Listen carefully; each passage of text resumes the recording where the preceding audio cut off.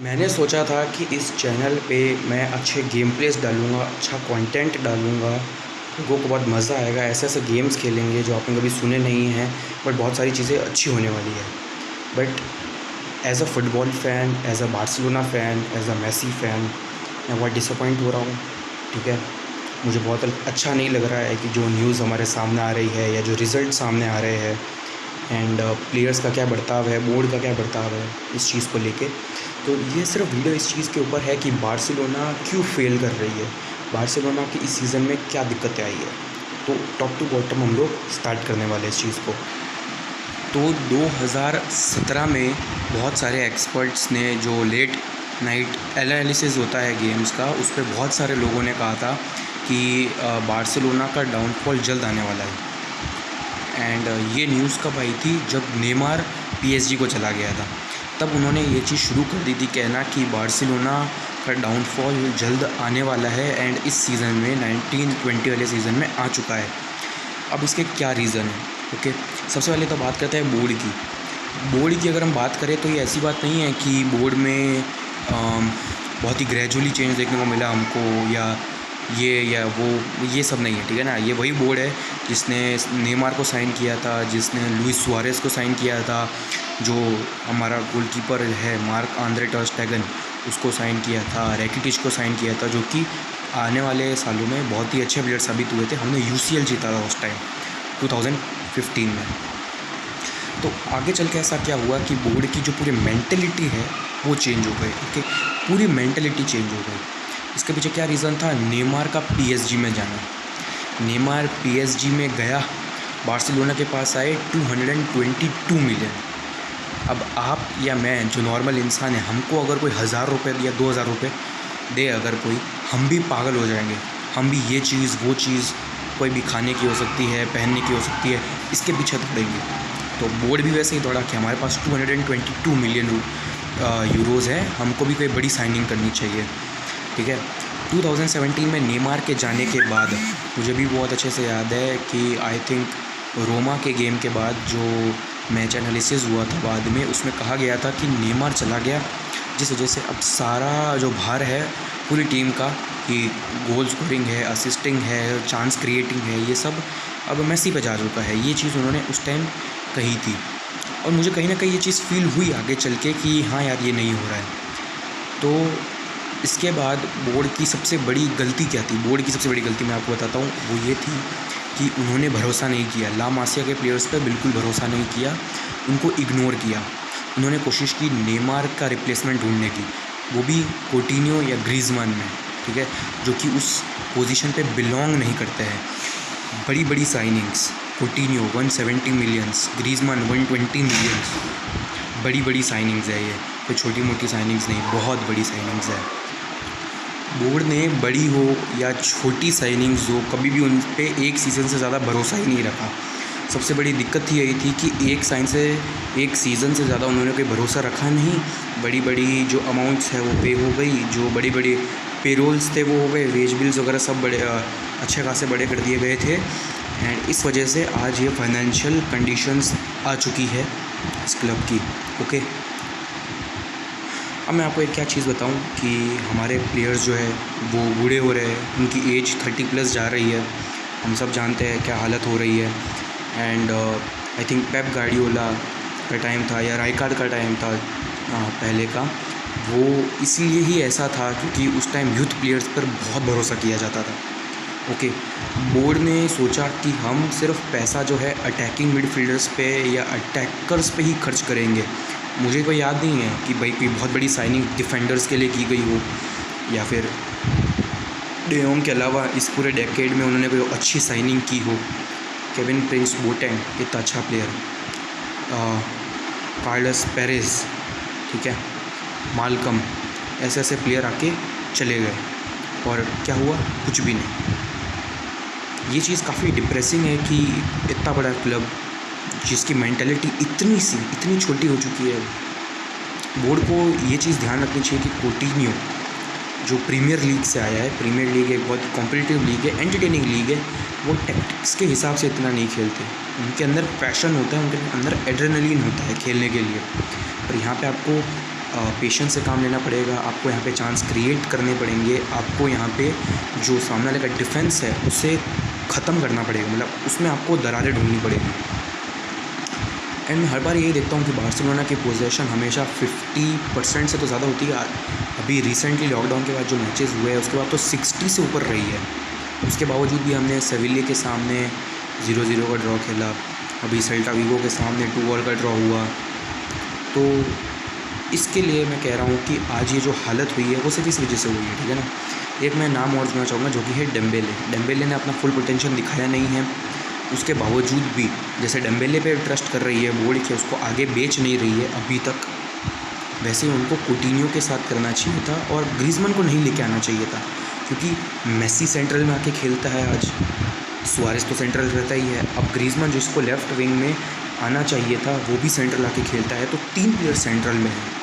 हमारे full backs को आगे जाना पड़ता है तो पीछे डिफेंस वल्नरेबल हो जाता है हमारा, ठीक है ना। और ये चीज़ नहीं चलेगी, ये चीज़ बिल्कुल भी नहीं चलेगी। एंड ये सब वेलवर्डे के टाइम हुआ करता था, हालांकि गोल लग जाया करते थे, ठीक है ना। तो बोर्ड की सबसे बड़ी गलती ही यही थी कि उन्होंने कभी भी अपने यंग प्लेयर्स पर भरोसा नहीं किया। उन्होंने पैसा खर्च करने की बहुत कोशिश की। मुझे तो एक रिपोर्ट में ये भी था कि 35 मिलियन यूरोज़ जो है उन्होंने लोन लिया था ताकि वो ग्रीजमैन को ख़रीद सके। ऐसे कोई ज़रूरत नहीं थी ग्रीजमैन की इस क्लब में, ओके। हम चाहते तो एक यंगर स्ट्राइकर ले सकते थे, हमारे यूथ अकेडमी से ले सकते थे या आगे से कहीं से भी ले सकते थे, बट हमने वो चीज़ नहीं की। हमने उस टाइम लाउटारो मार्टिनेज नहीं लिया, अब हमको चाहिए जब वो महंगा हो चुका है, ठीक है ना। बार्सिलोना की ट्रांसफ़र पॉलिसीज़ या ट्रांसफ़र थिंकिंग जो है दूसरे क्लब से 3 साल पीछे, मैं 2 नहीं 3 साल पीछे बोलूँगा, ठीक है। ये चीज़ आपको समझनी चाहिए। क्लॉप को पता था कि एडन हैज़ार्ड एक दिन बहुत बड़ा प्लेयर बनेगा, ठीक है। ज़िडान को पता था कि काई हैवर्ट्स बहुत अच्छा प्लेयर बनेगा, उसे ये भी पता था कि पुलिसिच भी बहुत अच्छा प्लेयर बनेगा, पर हमारे साथ ऐसा कुछ भी नहीं हुआ। I don't think we Barca fans deserve this. हमको ये सब नहीं मिलना चाहिए, ठीक है ना। हम दिल से पैशन करते हैं आपके लिए, हमारा दिल से पैशन है आप लोगों के लिए। रात को 1:30 बजे उठना, ठीक है ना। कभी बार तो मैं सोता भी नहीं हूँ 1:30 बजे तक मैच देखने के लिए। सुबह 4-4 बजे तक वो मैच चलते हैं, 3:30-4 बजे तक। जीतते हैं बहुत अच्छा लगता है, पर वो जीत भी इतनी कन्विंसिंग नहीं होती है, और ये बात सही है। रियल मैड्रिड आज आगे इसलिए है क्योंकि उन्होंने अपने यूथ पे पापा पेरेज़, ओके। अब सब रियल मैड्रिड वाले फैंस जो है वो तो खुश होंगे, एंड रियल मैड्रिड अच्छी खेली है इसलिए वो आगे आई है। उन्होंने लॉन्ग टर्म प्लानिंग की थी। इतने यंग प्लेयर्स, इतने सारे यंग प्लेयर्स उनके पास है, रोड्रिगो, वाल्वर्डे, राफेल वरान रामोस के डुओ बहुत तगड़ा है। इवन मैं उनको फीफा में भी डिफीट नहीं कर पाता। जब कोई रियल मैड्रिड ले लेता है तो वो डुओ इतना ख़तरनाक फीफा में है, रियल लाइफ में तो है ही, और गोल स्कोरिंग और है। सो आई थिंक कि रियल मैड्रिड डिज़र्व करती थी यहाँ आगे आना, क्योंकि वो लोग अच्छा खेले हैं। बार्सिलोना को पता है कि उनके मैचेस बहुत डिफ़िकल्ट है, तो उनको उस हिसाब की तैयारी करनी चाहिए थी। बार्सिलोना जो अपनी ट्रेनिंग की वीडियोस डालते हैं उसमें ग्रीजमैन हंसता हुआ नज़र आता है। ऐसा लगता है कि यार आज UCL फाइनल की तैयारी हो रही है, ऐसा लगता है। बट मैच में आते हैं तो सबकी उतरी हुई शक्लें, कोई खुश नहीं है, कोई कुछ नहीं है। ये ऐसा नहीं चलेगा, ठीक है ना। अगर भले ही आप दुनिया के सबसे अच्छे प्लेयर हो या वन ऑफ द बेस्ट हो, आपको रिस्पेक्ट करनी पड़ेगी कि आपका कोच क्या कह रहा है, ठीक है। ये चीज़ आपको ध्यान में रखनी पड़ेगी। ये मैं पॉइंट आउट कर रहा हूँ प्लेयर्स की वजह से।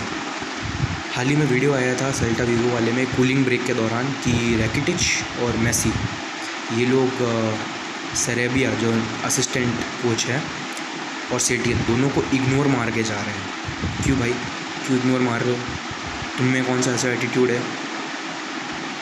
रैकिटिच तूने एक गोल क्या मार लिया 1 साल में, तू अपने आप को कुछ ज़्यादा ही बड़ा नहीं समझ रहा? अर्थर मिलो की जगह तेरे को जाना चाहिए था। तेरी जगह पियानिक आता या पियानिच आता तो मेरे को ज़्यादा अच्छा लगता। ओके, बात ये है।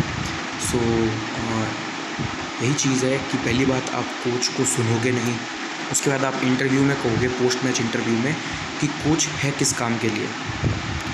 ये सबसे बुरी चीज़ है, ओके। मैं अपनी पढ़ाई छोड़ता हूँ, मम्मी पापा से लड़ता हूँ, ठीक है, मैं खेलने नहीं जाता हूँ, और रात को ऐसा होता भी नहीं है, बट उसके बावजूद भी नींद काटनी पड़ती है अपनी 4 घंटे की, 4-5 घंटे की। मैच देखते हैं। मैं नहीं चाहता कि बार्सिलोना आगे चल के फ्यूचर में आर्सेनल बन जाए। एंड जो मीम्स आते हैं बार्सिलोना के फैंस के ऊपर कि मेसी जब रिटायर हो जाएंगे या हो जाएगा तब हमें एक नया क्लब ढूंढना पड़ेगा, तो मैं नहीं चाहता ये सब हो। मैं नहीं चाहता कि अब हम नए एसी मिलान बने या नए आर्सेनल बने। सो प्लेयर्स को भी ये चीज़ समझनी पड़ेगी। अब हम बात करते हैं कोचिंग स्टाफ के बारे में, जो कि लास्ट पॉइंट होने वाला है कोचिंग स्टाफ के ऊपर, कोचिंग एंड कोचिंग स्टाफ वगैरह। तो इसका क्या सीन है यार, वेलवर्डे जब आया था, ठीक है, वेलवर्डे जब आया था तो एक चीज़ ये थी कि उसकी टैक्टिक्स हमेशा ला लीगा के लिए बहुत अच्छी रही है, जिस वजह से उसने 2 साल में 2 ला लीगास जीता है हमें। यूसीएल में नहीं रही, ठीक है, यूसीएल में फिर भी उसकी टैक्टिक्स इतनी काम आई थी कि हम क्वार्टर फाइनल्स पहुँचे या फिर सेमीफाइनल्स पहुँचे। बट उसके बाद क्या हुआ, तो ये चीज़ समझ में आती है कि आपको धीरे धीरे समझ में आएगी टैक्टिक्स कैसे इवॉल्व करनी है, क्या करना है। आप एकदम से नहीं मान सकते कि एकदम से नया कोच आया वो सब कुछ चेंज कर देगा, ये होगा वो होगा। वेलवर्डे ला लीगा के हिसाब से बहुत अच्छा था। एंड जब वो छोड़ के गया था तो भी बार्सिलोना नंबर 1 पे थी ला लीगा में। तो सेटियन से क्या गलती हो गई यार भाई, सेटियन से कोई गलतियाँ नहीं हुई है तो वो भी मैं बताऊँगा। पर एक चीज़ जो थी वो ये थी कि पहली बात तो यार प्लेयर्स उससे मतलब बहुत गुस्सा है, मतलब ये चीज़ उनकी ईगो पे आ गई है कि कोई उनकी गलतियाँ कैसे बता सकता है, ठीक है ना। आप एक प्लेयर हो, आपको क्रिटिसिज्म लेना पड़ेगा फॉर योर बेटरमेंट, ठीक है ना। आप अभी इतने भी परफेक्ट नहीं हुए हों कि आपका हर एक ड्रिबल पास कर जाए, आपका हर एक शूट गोल में जाए, ये चीज़ आपको सोचनी पड़ेगी। ये सब चीज़ आपको सोचनी पड़ेगी, ठीक है ना। सेटियन ने कुछ मैचेस में गलतियाँ की, जैसे कि वो सब्स्टिट्यूशन सही नहीं कर पाए थे जो सेविलिया के खिलाफ हुए थे, इनफेक्टिव सब्स्टिट्यूशंस थे, वो बात है। और उसके अगले ही मैच में जब एंसू फाटी और रिकी पुई आए थे तब वो मैच एकदम से एनर्जेटिक हो गया था, तो इस चीज़ का भी उनको ध्यान रखना था। बट आई थिंक कि जो उनको करंट स्क्वाड मिली हुई है उसके हिसाब से वो अपना पूरा बेस्ट कर रहे हैं जितना वो कर सकते हैं। तो इसके अलावा मैं ये कहूँगा कि अगला जो मैच है एटलेटिको मैड्रिड के साथ, बार्सिलोना अच्छा खेले। अच्छा टाइम हो बुरा टाइम हो, मैं बार्सिलोना के साथ रहा भी हूँ। मुझे बहुत अच्छे से याद है लिवरपूल वाला जो सीन हुआ था, उसके बाद मेरे जो दोस्त थे उन्होंने कितना कुछ कहा था, जो बार्सिलोना सपोर्टर्स नहीं थे। हम जो बार्सिलोना सपोर्टर्स थे वो एक कोने में बैठ के रो रहे थे उस चीज़ के ऊपर। बट इस क्लब के साथ हम लोग हर बार खड़े होने को तैयार हैं, पर उसके बदले वो पैशन जो है वो सभी को दिखाना पड़ेगा। अगर एक टीम में मेरे हिसाब से सबसे पैशनेट मेसी और टर स्टेगन है, उसके अलावा हर कोई इसे शायद अपना जॉब समझता है, ये चीज़ नहीं होनी चाहिए। आपको अपना पैशन दिखाना पड़ेगा, क्योंकि ये टीम है बार्सिलोना, एक लेजेंडरी टीम जिससे सामने वाली टीम को डर लगना चाहिए। ओके, सो अब मैं उम्मीद करता हूँ कि आगे आने जितने भी गेम हैं, 6 या 7 गेम हैं, जो टीम अब अगले अच्छे गेम्स खेलेंगी, जो बार्सिलोना या रियल मैड्रिड में से जो ज़्यादा अच्छे खेलेगी अगले मैचेस, वही ला लीगा का विनर होगा। क्योंकि रियल मैड्रिड की सबसे बड़ी स्ट्रेंथ यही है कि उनकी एक स्टेबिलिटी है, बार्सिलोना में स्टेबिलिटी नहीं है, बहुत इफेक्ट पड़ता है बीच में ही एक मैनेजर का सैक हो जाना, नए का आना, बहुत सारी चीज़ें हैं। बट आई होप कि जितना सीज़न बचा हुआ है वो अच्छा हो। एंड आई रियली होप अर्थर मेलो यूवेंटस में जा रहा है तो वहाँ पे अच्छा परफॉर्म करे। एंड जब री इलेक्शन हो अगले साल, नया बोर्ड आए, नया प्रेसिडेंट आए, एक लॉन्ग टर्म फ्यूचर के बारे में सोचने वाला हो, यही सब चीज़ें चाहेंगे हम। ज़ेवी आए, ज़ेवी ने अपने कहा था कि मैं री इलेक्शन के बाद वापस आना चाहूँगा एज ए बार्सिलोना मैनेजर, वो भी चीज़ हो, बहुत अच्छा है।